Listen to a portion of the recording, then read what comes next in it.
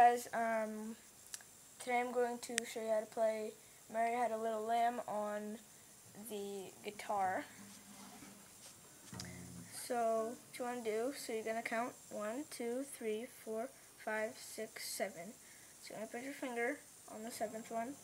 So you're going to go 7. So, move 2 times. So,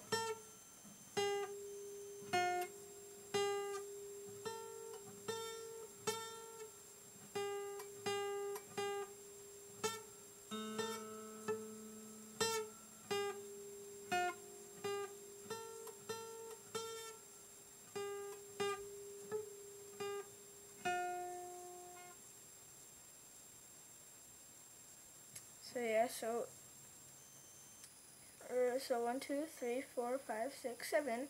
So 7, 5, 8, 5, 7, 7, 7, 5, 5, 5, 7, 7, 7, 7, 5, 8, 5, 7, 7, 7, 5, 5, 7, 5, 3.